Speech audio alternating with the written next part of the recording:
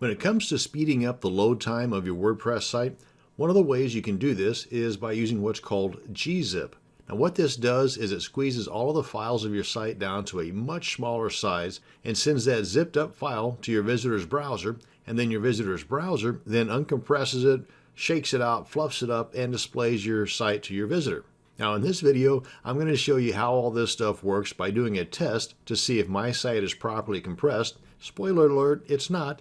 And if it isn't, then I'm going to show you a couple of different ways to get it compressed or gzipped. Now first off, let's go ahead and make sure my site is working properly, because we are going to be dealing with some code.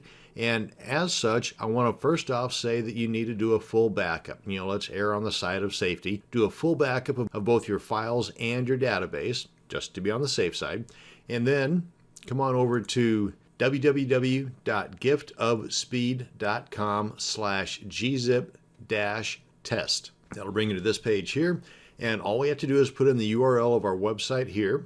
Now let's come on back here, copy, paste kind of thing. Copy, paste, click on check. Ta-da! As I had mentioned, it is not enabled. My site is not enabled for gzip. And it tells you here the benefits if it were enabled. And if we scroll on down here, how do I enable gzip? Click here for detailed guide. Well, this gives you a detailed guide of a couple of different ways, actually a few different ways in which you can enable gzip on your site. Most of these ways require you to edit your .htaccess file, and I'll show you that here in just a second. Another way down here at the bottom, which specifically talks about WordPress, and as it says here in the red print, it's not recommended whatsoever. So we have these options here. And if you're not really familiar with what type of server you have, chances are pretty good it's on an Apache server. And if you're interested in making any of these adjustments and you're just not sure about getting your hands dirty, making these changes to your .htaccess file, then I would suggest contacting your hosting service and letting them know what you're wanting to do. There's actually a couple of different types of gzip that you may want to find out first which one your particular server provides. Again, that would require a contact to your hosting service. Now, that all being said, let me show you the easy way. Log into your cPanel control panel. I know I should have led off with this, but scroll on down until you get to the Software and Services module.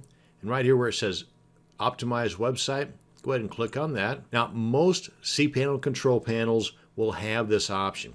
If yours does not, or you do not have a cPanel style control panel, then contact your hosting service and tell them what you're wanting to do and ask them about which particular gzip code you would be able to add to your .htaccess file. Anywho, we are in our cPanel control panel, clicked on Optimize Website, click on that radio button that says Compress All Content. Now, don't blink because we're done. Let's come on back to our test and let's see about our compression.